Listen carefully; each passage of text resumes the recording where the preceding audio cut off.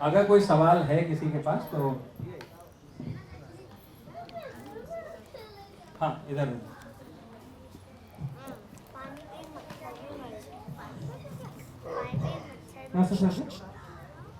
तो हम यहाँ पढ़ते हैं आईटी कानपुर में, तो क्योंकि विज्ञान के छात्र हैं, तो ये जानना चाहते हैं कि जब शोध करते समय वैज्ञानिक से अप्राकृतिक के बीच में भेद कैसे किया? ये न विज्ञान में विरूपता लाई जाती है, तब वो अवैज्ञानिक होता है। अप्रकृति भी होती है। अप्रकृति मतलब वो एक ही बात है, क्योंकि प्रकृति जो है वो और विज्ञान, ये दोनों ही शब्द जो है वो एक दूसरे का अर्थ लेकर के चलते हैं। विज्ञान जो है वो अपनी प्रकृति का ही अध्ययन है, और अपनी प्रकृति को और कैसे खूबसूरत और कैसे बेहतर बनाए वो है ना। तो वो विज्ञान और प्रकृति को अलग अलग करके देखने का नहीं है। और अगर जो विज्ञान के हमारे टूल्स हैं, जो विज्ञान के हमारे साधन हैं, हमारे शोध हैं, उनके कारण से अगर प्रकृति का क्षरण हो रहा है, अगर प्रकृति को कोई नुकसान हो रहा है, तो वो विज्ञान होना ही नहीं है उसको। तो अपने भारतवर्ष की जो संस्कृति रही है, बहुत आदिकाल से जो अपनी संस्कृति रही है, वैदिक काल से जो अपनी संस्कृति रही है, उसमें हम लोगों ने हमेशा इस प्रकृति को सबसे ऊपर रखा। इसीलिए हम पहाड़ों की पूजा करते हैं। देखो आपके पीछे जो पेड़ है उस पर कितने सारे वो धागे बंधे हुए दिख रहा है ना आपको। तो हम लोग पेड़ की पूजा करते हैं, हम लोग पहाड़ों की पूजा करते हैं, हम लोग नदियों की पूजा करते हैं। कभी हम कहते हैं ये आंवला नवमी है, तो आंवले के वृक्ष के नीचे जाकर के भोजन करना है, अर्थात आंवले के वृक्ष के प्रति अपनी श्रद्धा वहाँ से जागृत करना है। कभी हम कुएं की, जलाशय की पूजा करते हैं। और कई सारे त्यौहार होते हैं, उसमें हमें जलाशय चाहिए होता है, तालाब चाहिए होता है, नदी चाहिए होती है, वहीं जाकर के ही पूजा करनी है। तो अपने यहाँ वैदिक काल से ही 5000 वर्ष पहले से 7000 वर्ष पहले से भी हम लोगों ने प्रकृति का पूरा ध्यान रखा हुआ है। और इसलिए हमारे यहाँ का जो विकसित विज्ञान है, भारत में विज्ञान का विकास नया नहीं है, 200-400 साल का नहीं है, वो हजारों बरस का विज्ञान। इतना विज्ञान, और खास करके वनस्पतियों का विज्ञान तो जबरदस्त है। जो वृक्षों का विज्ञान है और वनस्पतियों का विज्ञान है, वो अपने यहाँ जो चरक ने लिखा, जो सुश्रुत ने लिखा, वो कितना बड़ा विज्ञान है वो। कभी भी हमारे यहाँ का विज्ञान आयुध बनाने के लिए, आयुध बनाया हमने, लेकिन उसको भी प्रकृति की रक्षा के लिए ही उपयोग किया, कभी भी संहार के लिए हमने उपयोग नहीं किया। ये भारत की परंपरा है। लेकिन अभी क्या हो रहा है कि ये आधुनिक काल के अंदर में हम अपनी संस्कृति के साथ थोड़े थोड़े कट गए हैं, और थोड़े थोड़े जब कट गए हैं, और पश्चिम के जो मॉडल्स हैं जहां उनका आर्थिक विकास हो रहा है, उससे हम ज़्यादा प्रभावित हो रहे हैं, तो हमारा विज्ञान भी वहां से प्रभावित हो रहा है। तो हम अगर अपने मंदिरों से जुड़ेंगे, हम अगर अपने शास्त्रों से जुड़ेंगे, हम अगर अपनी संस्कृति से जुड़ेंगे और तब विज्ञान करेंगे, तब विज्ञान में शोध करेंगे, तो कतई हम ऐसा कोई विज्ञान विकसित नहीं करेंगे जो प्रकृति का क्षरण करेगा, जो अप्राकृतिक होगा। तो बस इसी का ध्यान रखना है।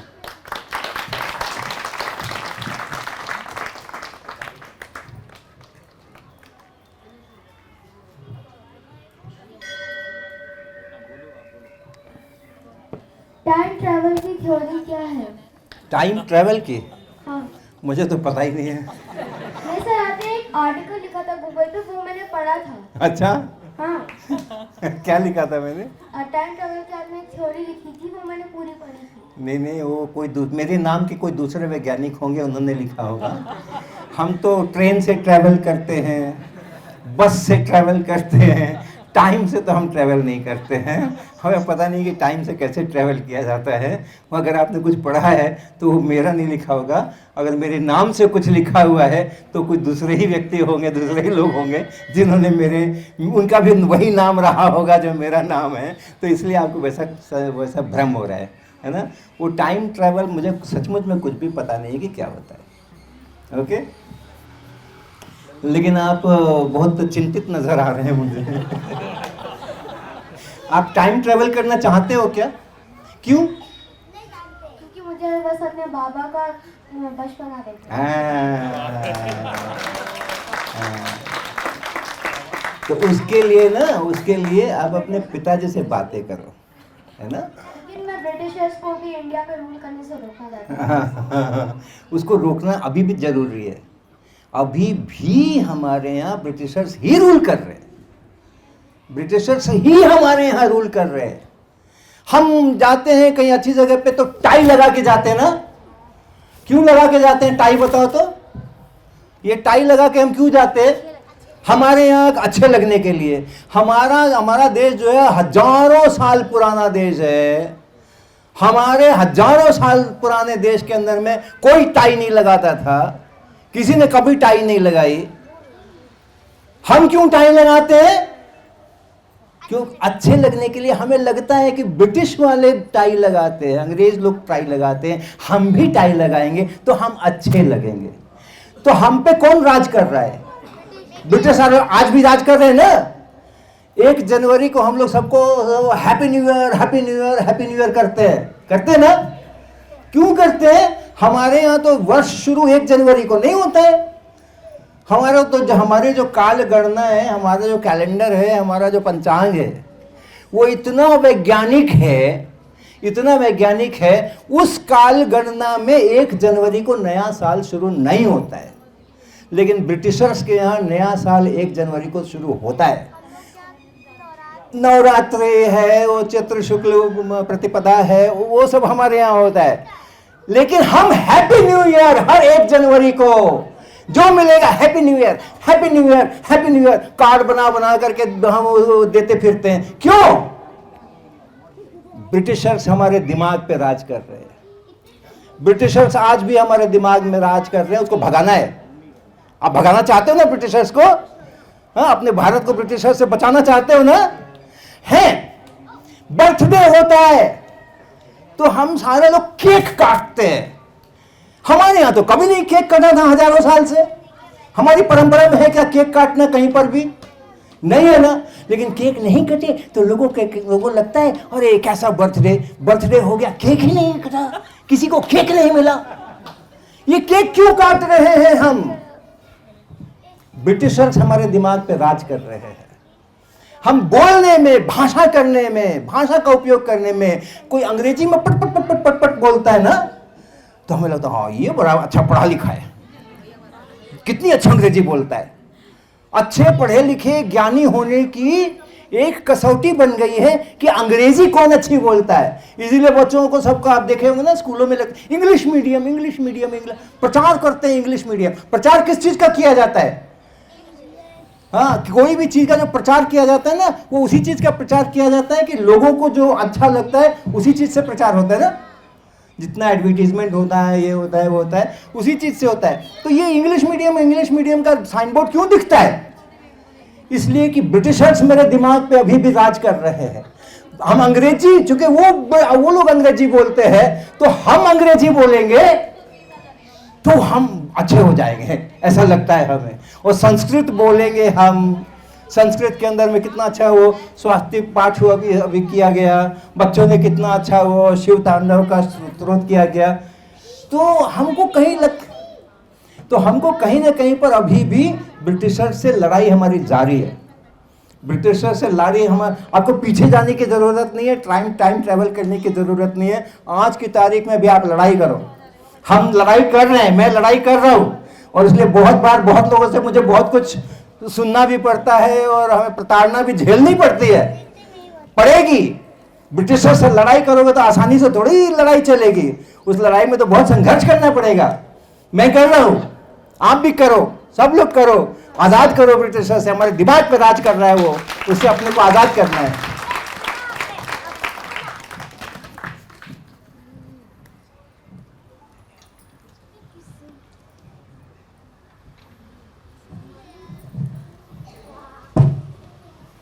सर मैं कानपुर देहात से हूँ। जी। अभी तक मैंने आपको सिर्फ यूट्यूब पर देखा हुआ है या पढ़ा हुआ है, फर्स्ट टाइम आपसे बात कर रहा हूँ।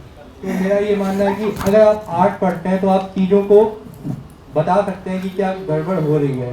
अगर फिलॉसफी है तो आप दर्शन दे सकते हैं, लेकिन जो एक्चुअल में समाधान होगा वो विज्ञान से ही होगा। बट जो बेसिक साइंस है अपने भारत में, उसकी स्थिति क्या है भारत में? क्योंकि लोग मैकेनिकल इंजीनियर बन जाते हैं, लेकिन बेसिक साइंस कहाँ पर हम लोग स्टैंड कर रहे हैं जी। और मतलब अगर साइंस पढ़ भी लिया तो किसी स्टेट के पास चले गए और उसके लिए कुछ काम करने लगे। जी। हम लोग कितना रिसर्च पे काम कर रहे जी, हैं, जी। हमारी वहाँ पे क्या स्थिति है? देश के साथ जुड़ना है, मन से देश के साथ जुड़ना है, भारत के साथ जुड़ना है। भारत के साथ जुड़ने का मतलब भारत के विचार के साथ जुड़ना है। भारत एक बहुत बड़ा विचार है। भारत में जो विचार है वसुधैव कुटुंबकम हम कहते हैं, सारी दुनिया को हम एक साथ एक कुटुंब की तरह देखना चाहते हैं। उसके अंदर जो रावण और कंस जैसे लोग हैं उनके साथ हम संघर्ष करना चाहते हैं, ताकि मेरी सारी दुनिया जो है वो एक शांतिपूर्वक, एक सुखपूर्वक रह सके, प्रकृति और अच्छी बन सके। ये भारत एक बहुत बड़ा विचार है और ऐसा विचार दुनिया में शायद ही कहीं पर किसी के पास आपको मिलेगा। तो इसको सुदृढ़ करेंगे ना, जब इसके साथ, इसकी जड़ों के साथ जब जुड़ेंगे, तो वो बेसिक साइंस और साइंस पढ़ करके उसका क्या इस्तेमाल करना है, कैसे इस्तेमाल करना है, वो सब समस्याओं के मूल में यही है। आप भारत के साथ जुड़ो, दूसरों को जोड़ो, आप देखो आपकी ये सब समस्याएं जो कम हो जाएंगे। जो ब्रिटिशर्स हमारे दिमाग पे राज कर रहे हैं ना, उसके कारण से ये बेसिक साइंस की भी समस्या है। क्योंकि ब्रिटिशर्स का जो पश्चिमी दर्शन है उसका एक ये है कि हम कितना ज़्यादा अपने उपभोग के लिए सामान अपने पास इकट्ठा कर सकते हैं। हमें दुनिया से मतलब नहीं है, हमें संसार से मतलब नहीं है, प्रकृति से मतलब नहीं, मेरे पास क्या आने वाला है, मेरे पास क्या आने वाला है। तो ये जो है ना, उसके उस भ्रम के अंदर में हम अपने बेसिक साइंसेस का उपयोग साइंस के हिसाब से नहीं करते हैं, बल्कि कहीं ना कहीं फिर से वो संग्रह करने के लिए और इकट्ठा करने के लिए, सामान अपने लिए इकट्ठा करने के लिए वो शुरू कर देते हैं। और वो करोगे तो आपकी साइंस अच्छी नहीं होगी। मैंने जब किताब में लिख रहा था अपने कॉन्सेप्ट्स ऑफ फिजिक्स, 8 साल का वक्त लगाया था उसके अंदर में, बहुत प्राइम यूथ का टाइम था मेरा। तो मेरी क्या कल्पना थी?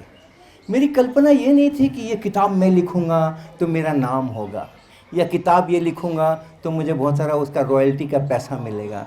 ये कल्पना नहीं थी। अगर ये कल्पना होती, जो कि है, बहुत सारे लेखक इसी के लिए लिखते ही हैं कि किताब छपेगी तो रॉयल्टी आएगी, चाहे कुछ होगा, तो उसका स्तर वैसा नहीं हो सकता है। लेकिन मेरे दिमाग में सिर्फ ये था कि एक हमारे भारत को जो चाहिए मुझे, मैं वो लिख रहा हूं। जो मुझे अपने लिए नहीं चाहिए था, मुझे अपने लिए मान सम्मान के लिए किताब नहीं लिखी थी मैंने धन अर्जन करने के लिए किताब नहीं लिखी थी मैंने, लेकिन मेरे भारत को ऐसी किताब चाहिए थी, इसलिए मैंने ऐसी किताब में लिख रहा हूं। इसलिए मैं 8 साल तक धैर्यपूर्वक एक किताब लिख पाया, नहीं तो मैं नहीं लिख सकता था। 8 साल कौन लगा था एक किताब को लिखने के लिए? तभी वो किताब आज लाखों स्टूडेंट्स के बीच में और शिक्षकों के बीच में, और मेरी एक पहचान वहाँ से बन कर के आई है। तो ये जो है ना कि हम किसके लिए कर रहे हैं? हम पैसे कमाने के लिए अगर साइंस कर रहे हैं, हम अच्छी साइंस नहीं करेंगे। हम पैसे कमाने के लिए इंजीनियरिंग कर रहे हैं, हम अच्छी इंजीनियरिंग नहीं करेंगे। फिर वो प्रकृति के साथ जुड़ेगा नहीं, भारत के साथ जुड़ जाओ, सब समस्याओं के मूल में, सारी समस्याओं के मूल में एक ही समाधान है, भारत के साथ जुड़ जाओ, सब ठीक हो जाएगा। ओके जी। सर, जैसे उन्होंने कहा, मैंने भी हमेशा नहीं देखा था आपको, आज लाइव देखकर सुनकर बहुत ही अच्छा लगा है। And sir, congratulations, Padma Shri award मिला था आपको। थैंक यू, धन्यवाद। सर, इतना अच्छा लगा था कि हमारे फिजिक्स के फील्ड में किसी को रिकॉग्नाइज कर रही है government. It was a great moment for us also. Thank you very much, धन्यवाद। कहाँ पर हो आप? सर, मैंने IIT रोपर से PhD किया है। ओके। अभी मैं पोस्ट डॉक ज्वाइन कर रही हूँ। Okay, very good. किस विभाग में? सर, न्यूक्लियर फिजिक्स में। ओके। सर, हम लोग PhD करके आए हैं सर। जस्ट अपना रिसर्च जर्नी के बारे में कुछ भी, फिजिकली, मेंटली, फाइनेंशियली सर, कुछ भी छोटा मोटा अगर आप बता पाओ, it will be great to hear about you sir. नहीं, वो अपने मेरे पीएचडी के समय की बहुत प्यारी प्यारी यादें हैं, बहुत अच्छी यादें हैं। और मैंने आईआईटी कानपुर से ही अपनी पीएचडी की थी, तो आईआईटी की जो अपनी एक संस्कृति होती है, आईआईटी का अपना एक जो वातावरण होता है, मैं उसका भी साक्षी रहा हूँ, उसका भी मैंने अनुभव किया है। बहुत अच्छी अच्छी चीज़ें हैं। और मैं चूँकि अपना एक छोटे शहर से आया था, पटना से आया था, पटना के कॉलेज से पढ़ कर आया था, फिर एमएससी मैंने यहाँ पर करी थी, तो बहुत सारी चीज़ें जो थी वो मुझे नहीं आती थी। जो यहाँ से और जो आईआईटी से जिन बच्चों ने एमएससी किया था और बाद में वो पीएचडी के लिए आते हैं, तो उनको जितनी जानकारियाँ होती हैं, उनके हाथों में जितना स्किल होता है, जो 5 साल तक यहाँ पर एमएससी के दौरान पढ़ते हैं, वो स्किल मेरे पास बिल्कुल भी नहीं था। तो बड़ी कठिनाइयाँ भी होती थी, लेकिन ये था कि अपने ऊपर विश्वास बहुत था और आज भी है। अपने ऊपर विश्वास बहुत था और आज भी है। कैसी भी परिस्थितियाँ हो, कठिनाइयाँ हो, दिक्कतें हो, अपने पास संसाधन हो ना हो, अपने को ज्ञान हो ना हो, जिस कुछ भी समस्याएं हैं, जैसी भी परिस्थितियाँ हैं, उन परिस्थितियों में से हम अपने मार्ग खुद बना सकते हैं, इसका बहुत बड़ा कॉन्फिडेंस था अपने पास में। और आपने पूछा तो मैं एक छोटा सा संस्मरण आपको बताऊंगा कि जब मैं मास्टर्स के लिए आया था यहाँ पे, 2 साल के मास्टर्स के लिए आया था पटना से, सीधा यहीं लैंड किया था, बिल्कुल एक ही छोटे कॉलेज से, और यहाँ पर 2 साल के मास्टर्स के लिए। तो एक कोर्स होता है जिसमें कुछ रिसर्च लैब में जा कर के और प्रोजेक्ट करना रहता है। तो मुझको जिसमें भेजा गया था, उसमें मेरे जो सुपरवाइज़र थे, उन्होंने हमें टास्क दे दिया था कि वो एक फर्नेस बनाना है और फर्नेस डिज़ाइन करना है, ऐसा ऐसा होना चाहिए, 1000 सेल्सियस तक जाना चाहिए, उसमें ये सुविधा होनी चाहिए, वो सुविधा होनी चाहिए, ऐसे उसके अंदर सामान रखने की व्यवस्था होनी चाहिए, ऐसे निकलने की व्यवस्था होनी चाहिए। अब मेरे को कुछ पता ही नहीं है, मैंने कभी हाथ में कोई यंत्र पकड़ा ही नहीं था पटना के अंदर में। वर्कशॉप क्या होता है, ड्रिल क्या होता है, और फ्लेंज क्या होता है, और वो मशीन क्या होती है, और कुछ भी पता नहीं, कुछ भी पता नहीं था। तो 4 महीने का कोर्स था, 2.5 महीने तो केवल लोगों से बातें ही करके सीखने में कि कुछ तो सीख जाएं ताकि काम शुरू करें फर्नेस बनाने का। वो 2.5 महीने तो ऐसे ही गुजर गए, कुछ भी पता नहीं चला कि लोग क्या क्या बोलते हैं। एब्सोल्यूट। तो मेरे सुपरवाइजर ने कहा कि तुमने तो कुछ भी प्रोग्रेस नहीं की है, तुम्हें तो F ग्रेड ही मिलने की संभावना नजर आ रही है। ओके। लेकिन तब वहाँ से उस परिस्थिति में से कैसा रास्ता निकला, क्योंकि वो उस समय में, ये बहुत पुरानी बात कर रहा हूँ मैं, ये लगभग एक 40-45 साल पुरानी बात कर रहा हूँ। कंप्यूटर्स का उस समय नया नया उद्भव हुआ था। तो हमारे आईआईटी कानपुर में पुराने लोग बताएंगे, एक बहुत बड़ी सी मशीन होती थी जिसको कंप्यूटर कहा जाता था, और पूरी आईआईटी में कहीं भी किसी को कंप्यूटर की ज़रूरत हो तो उसको वहीं जाना पड़ता था। अभी नहीं कि अपने निकाला लैपटॉप और चेक, तो वहीं जाना पड़ता था। और वहाँ पर भी एक दिन में एक बार ही आप अपना प्रोग्राम सबमिट करना होता ना, और जो उनके अपने ऑपरेटर्स होते थे वही लोग उस प्रोग्राम को रन करके और हमें केवल उसका अंतिम आउटपुट दिया करते थे। एक दिन में एक बार मौका मिलता था अपना प्रोग्राम सबमिट करने का, और फिर दूसरे दिन सवेरे हमें उसकी खबर मिलती थी कि आपके प्रोग्राम में ये गलती थी, इसलिए ये रन नहीं हुआ। ओके, फिर अगले दिन हम फिर जमा करेंगे, फिर उसमें गलतियां निकलेंगी और ये होगा और वो होगा। लेकिन फिर भी हमें, चूँकि पहले सेमेस्टर में प्रोफेसर वी राजारमन ने थोड़ा प्रोग्रामिंग सिखाया था, वोट्रान का छोटा छोटा प्रोग्राम करना, तो हमने वहीं से बिल्ड करना शुरू किया। जिस लैब में मुझे वो रिसर्च प्रोजेक्ट करना था, उस लैब में अभी भी उस समय वो सारा जो कैलकुलेशन एनालिसिस होता था वो मैनुअली होता था। रिसर्च पेपर्स निकलते थे, लेकिन वो मैनुअल सारे, और बड़े बड़े कैलकुलेशंस, बड़े बड़े ग्राफ प्लॉटिंग, बड़े बड़े ऑप्टिमाइजेशन, ऐसे आंख से देखा और कुछ कर लिया, ऐसे ही होता था। तो 1.5 महीने का जो बचा हुआ समय था, मैंने सोचा क्या मैं इस रिसर्च लैब के लिए एक कंप्यूटर प्रोग्राम लिख सकता हूँ। अभी तक मैंने 8-8, 10-10 लाइन के ही प्रोग्राम लिखे थे उस कोर्स के तहत, और इसका पूरे रिसर्च उसके लिए लिखने का मतलब है लैब का पता नहीं कितने 1000 लाइन का प्रोग्राम बनेगा कि क्या बनेगा, मालूम नहीं। लेकिन हमने उसके अंदर में दिन रात मेहनत किया, काम किया।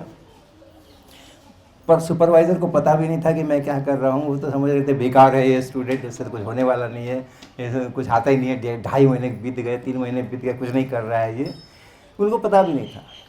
लेकिन हमने पैरेलल में रात दिन सारे बाकी के कोर्सेज करते हुए और वो उसको पूरा किया।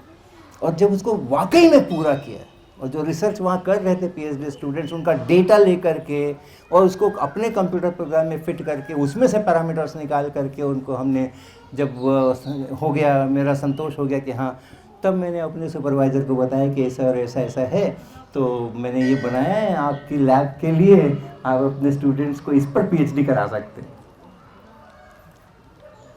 और वो प्रोग्राम ने मुझको उस कोर्स में तो खैर ग्रेड दिलाया ही दिलाया, जो बेस्ट ग्रेड ए होता था वो दिलाया ही दिलाया। लेकिन मज़े की बात ये रही कि मैंने अपनी पीएचडी उसी प्रोग्राम से की, उसी लैब के अंदर में। पीएचडी करने के बाद मैं पटना चला गया, वहाँ पे मैंने 15 साल पढ़ाया। जिस कॉलेज में मैंने बीएससी पढ़ी थी उसी कॉलेज में 15 साल मैंने पढ़ाया। लोग बहुत कह रहे थे कि तुम विदेश जाओ, इस यूनिवर्सिटी जाओ, प्रिंसटन जाओ, फलानी जगह जाओ, बड़ा रिसर्च करो, ये करो वो करो। लेकिन मैंने कहा नहीं, मुझे पटना वापस जाना है। जिस पटना ने मेरे को बीएससी करा कर भेजा है, मुझे पटना वापस जाना है। वो छोटा शहर है, छोटे तरह के वहाँ पर संसाधन होंगे, लेकिन मुझको वहीं पे जा कर के अपनी सेवाएं देनी। 15 साल मैंने वहाँ पर करके तब फिर वापस यहाँ आया। 15 साल के बाद जब मैं वापस आया और उस लैब में ऐसे घूमने के लिए गया, तो वहाँ कुछ नए पीएचडी के विद्यार्थी उस समय काम कर रहे थे। तो मैंने उनको पूछा, आप लोग अपने कैलकुलेशंस वगैरह कैसे करते हो, कौन से सॉफ्टवेयर पे करते हो? तो उन्होंने कहा कि वो सीनियर लोग करते थे हमारे, हमें सिखा के गए हैं, हम उसी से करते हैं। तो मैंने कहा मुझे दिखाओ थोड़ा। तो उन्होंने दिखाया, वही प्रोग्राम था जो 15 साल पहले मैं छोड़ के गया था। 15 साल पहले मैं जो छोड़ के गया था, वही प्रोग्राम लाइन बाय लाइन, उसी के ऊपर अब भी रिसर्च हो रहा था। अपने ऊपर यकीन अगर रखेंगे ना, हम अपनी शक्तियों के ऊपर विश्वास रखेंगे, तो कभी शिकायत नहीं करेंगे कि ये नहीं मिला इसलिए ये नहीं हुआ, वो नहीं मिला इसलिए वो नहीं हुआ, हमारी लैब के अंदर में ये सुविधा नहीं थी, वो इंस्ट्रूमेंट नहीं था, फलाना नहीं था, हमारे टीचर अच्छे नहीं थे, फलाने। किसी प्रकार की शिकायत की कोई ज़रूरत नहीं होगी। अपने ऊपर विश्वास रखो, हाँ हम कर सकते हैं और अपने गुणों का विकास करो। Okay, thank you. बहुत बहुत धन्यवाद सर, और सर के लिए जोरदार तालियां।